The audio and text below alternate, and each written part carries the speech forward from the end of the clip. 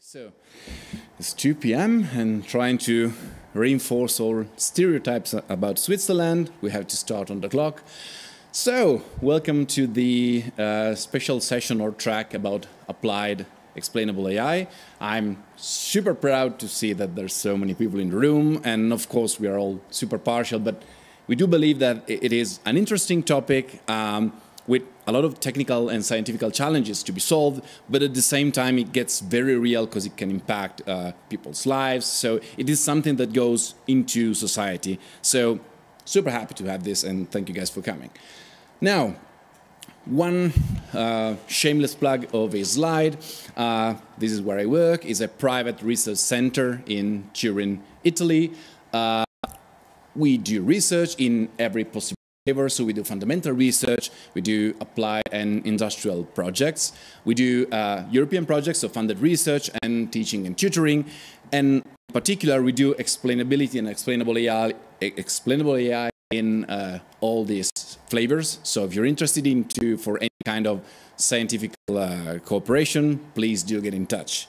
But enough with us. Now, I'm taking one for the team here. The point is, there is a bunch of different talks after this one. And of course, I didn't want for you to have to hear like the 5-6 slides providing an introduction to AI over and over and over again. So I'm doing the boring bit. So all the speakers after me can actually focus on the juicy, relevant, interesting stuff that they're working on. So please bear with me.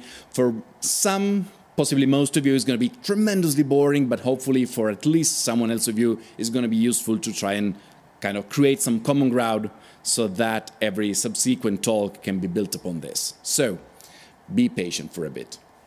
It's just going to be me, and then it's going to be interesting. Now, of course, trying to boil down what machine learning is, the idea is you get this data in this stupid, ridiculous example. We do have features, and we do have one new data point, and of course, these are the data points that we have information for. We want to predict something whenever a new data point comes, and basically all the main of machine learning is down to go from this to that. And I appreciate how the red comes in on the big screen. So the idea is you want to have a machine learning model which is able to create decision boundaries, so that you have regions, so that whenever you have a new data point, be it up there, here, or whatever, you can actually produce a prediction for that. Of course, it gets more complicated than that because this is boundary classification, which is kind of a textbook example. It's just two features. It's never just two features for life and so on. But the point is, this one is income is absolutely irrelevant. What we are doing is we're looking at the metrics and the distances and the geometry and the correlations of this data point.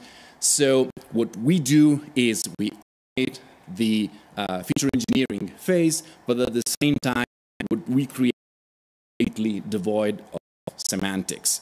And what happens is that we're able to produce systems that don't really know how they work. So of course, it's because in most cases, not all of them, the learned knowledge is encoded in numbers, weight matrices, mostly for neural networks. So even if you kind of try to open the black box, you just see numbers, and there's nothing which is conceptually comprehensible for a human being. So, and by the way, just short detour, this is so similar to the human brain. It's so amazing. I mean, my name's Alan. For everyone who is awake now, has this information somewhere in his or her brain. We don't know where it is. It's in there somewhere, in code somehow, but it's so hard to get that out. And I find it so interesting that we kind of try to copy the human brain, and somehow we inherited all the problems of the human brain as well. But going back to machine learning, we could be like, yeah, whatever. I mean, let's just not explain the models. We have metrics to evaluate whether a model performs well. If you do all the due diligence of machine learning, you have your leave out fold, whatever, and you can try to gauge whether the model is generalizing enough. If it matches some KPIs or criteria, you just ship it and sell it, and you're done with that. And you could say, okay, let's just stick to machine learning and ignore the fact that we don't really know what's happening inside. And I'm going to provide you some examples to try and convince you that this is actually fairly dangerous. So, first of all, kind of a superficial argument, I think a fairly valid one. Less. The point is, if you sell a machine model, it's very hard to sell that to domain experts. Think about a doctor or a surgeon which is disagreeing with a produced diagnosis. The doctor thinks this guy has it, and the model tells him or her this guy doesn't. Well, absolutely no reason. So it is really to kind of introduce this kind of algorithm techniques within existing pipelines if there is no trust from the domain expert to the algorithm. And this is just kind of a strategical, economical problem. So this makes some learning hard to sell in some domains. But it gets worse. So from the old textbook that I guess most of you have seen it, but for legal reasons I have to show it every time there is a talk about explainability. There is also an engineering problem with the black box problem, which is it's very, very hard to debug and to unit test these models. This is a textbook example from Lime, arguably the first algorithm for explainability back in 2016. And what they did was to train a machine learning model, try to distinguish pictures of huskies from pictures of wolves. Were taken in domestic environment, whereas most pictures of wolves were taken in the wilderness maybe. Pictures of wolves used to have snow, so the machine learning just learned to identify white patches in the images and thought that that meant wolf. So when they tried to explain the model, which had very good accuracy in distinguishing dogs, huskies from wolves, the model was providing this explanation. So there is pretty much no wolf in there. It was just a first correlation, sometimes called shortcut I've learned, was in the data and was picked up by the model. Now it is not hard to detect whether this happens, because for how many of these spurious correlations should you check? That is the big problem. You should kind of try to think about all these in advance and then verify them. So of course, all the burden of the checking is after the model training. Now, you could still argue that who cares if we're not that good at distinguishing dogs and wolves, but it gets worse. So the point is, these models are data-driven, so there is close to zero formally injected knowledge in there. They are trained from examples. And as a species, possibly we're not the best in providing examples to machine learning models. So if you provide human literature to it will likely learn that boys, males, men are doctors and women are nurses, because historically there's been this correlation. Now, of course we don't want that, we do not want to enforce it, but if it's in the data, you don't detect it and you don't mitigate it, then it's a system.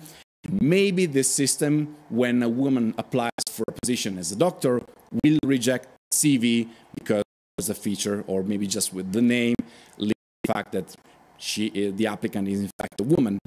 And this happened to Amazon, literally this happened to Amazon years ago, where they had this system that basically did CV screening for applicants, and the data that Amazon had was its own employees.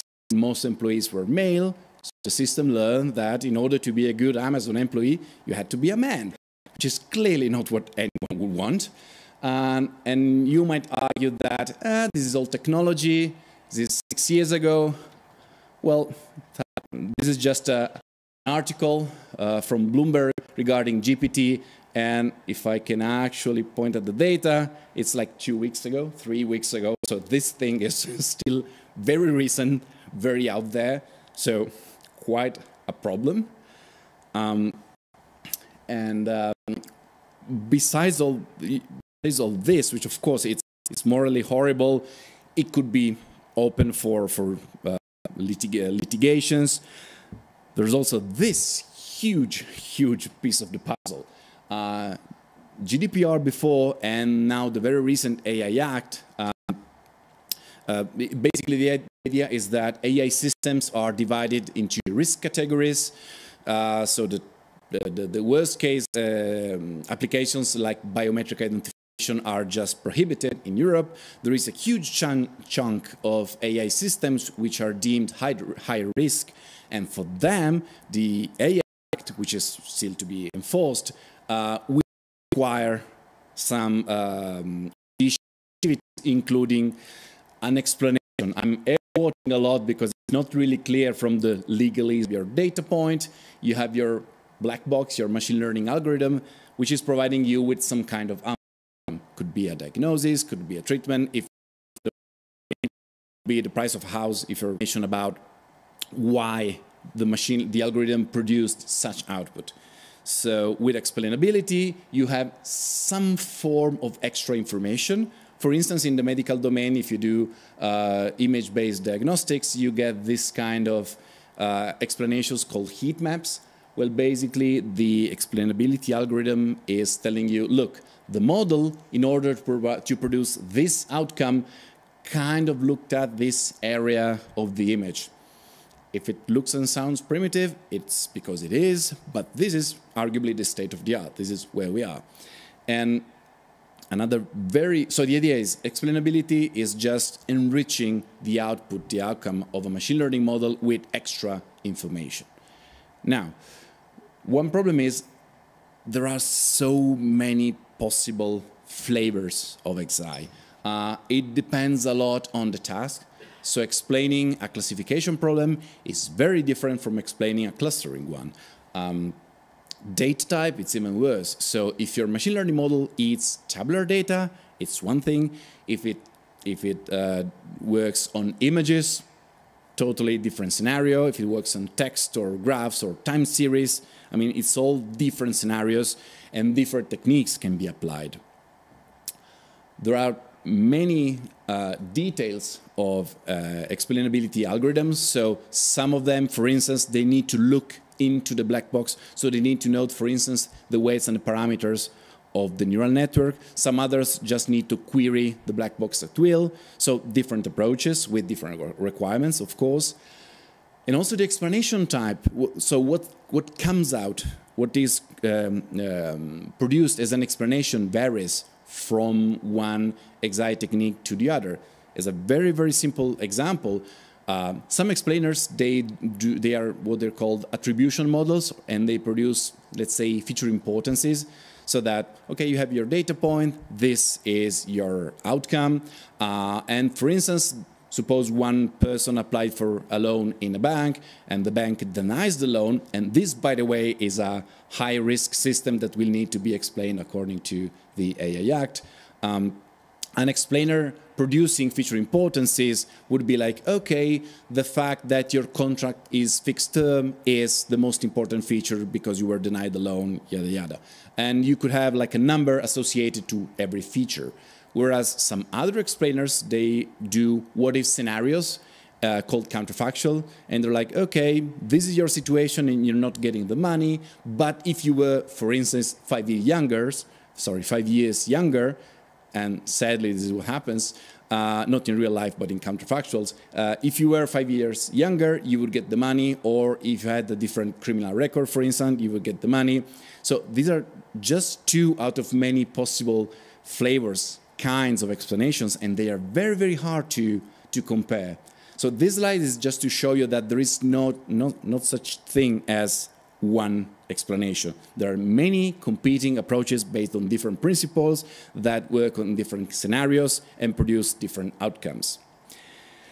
So, to further dwell into the intricacies of explainability, so arguably explainability is a poorly defined concept, and I don't think anyone, I would challenge anyone in this room to provide an explanation, definition of explainability such that no one else in the room has anything to object. But even for AI, we don't really have an explanation. And abstracting even more, even for intelligence, we're kind of struggling with that. So I don't think we're going to solve the proper framing of explainability anytime soon. But just to know that the margins of this concept are fairly blurry. What bothers me a little bit is that there is a gap with normative requirements. So even if the AI Act requires me or a company to provide an explanation, I'm not really sure whether what we have as technicians, as nerds, constitutes a decent explanation for the legal requirements. So these gaps will have to be bridged by all means, and possibly soon. As I mentioned, explainability is just a vaguely defined concept implemented by a plethora of competing solutions. So even if you want to explain something, deciding how to do that is far from trivial. Arguably, you need to be some kind of XAI expert just to decide which algorithm to use and which technique should be used. It's very hard to decide because there is no consensus or metrics for comparison. So you have your options, algorithms A, B. Okay, which one should I select? And it's really hard to come up with numbers that tells you, look, A is better than B, and C is by far the worst option. So even comparing explainers is a hard task. Moreover, if you zoom out from the techniques to the real world, explanations are used for different purposes and by different users. So in some cases, you just want to investigate the model to kind of debug it, whereas in some other cases, take again the example of the bank loan, you want to do recourse. So it's like, okay, the bank is not giving me money. I would like to have information in such a way that I can modify my condition so that the bank will give me money. So these are two very different usages of explanations. And also users are very different. So some explanations could be useful for machine learning engineers to debug a model, whereas some other explanation might go to a financial analyst, which doesn't really care about the internals of the model, just wants to know whether he or she should trust the model and how to invest, for instance. And of course, different applications domain have such different requirements in terms of possibility to produce real-time answers, or maybe in some scenarios you really focus on images, whereas in some other cases, so for instance, audio is incredibly overlooked in machine learning, and if you care about images, there's a lot of machine learning and you can explain that. If you're working on video and maybe some information comes from the audio bit, explaining this kind of multimodal model is way harder. So long story short, there is no one size fits all for explainability, which is why I'm absolutely convinced that what should be done, the most interesting approach, the best we can do is see that case by case, scenario by scenario, domain by domain, and try to have an overview on how experts in different scenarios with different restrictions and different requirements have implemented solutions to include explainability in machine learning pipelines, which is why I was really convinced in the necessity of this track. So in the last minute, so the boring part is over. I hope you're happy with that. So what we have right now that the boring part is over. We do have quite a packed schedule, so we do have 3 full talks. Now, there are posters upstairs, and there's 2 posters regarding explainability. They're actually conveniently placed side by side, and we do have the authors of both posters presenting a spotlight here as well. So talk to them and then go see the poster. The poster sessions are during lunchtime, so you missed today's, but you can still go there tomorrow. We have a spotlight for our Horizon Europe project, but I'm not spoiling anything. And the last talk will be kind of a manifesto about explainability, so kind of a bird's eye view to zoom out from more technical cases to the landscape of the XAI field as a whole. Now, these are minutes. The idea is that I left 5 minutes for questions after each talk. So the idea is please gratify each speaker with a question. There are so many of you in this room. There are so many interesting questions to be posed every time. So please do that. So that at some point I will manage to cut you off, just to keep to the schedule and respect Switzerland.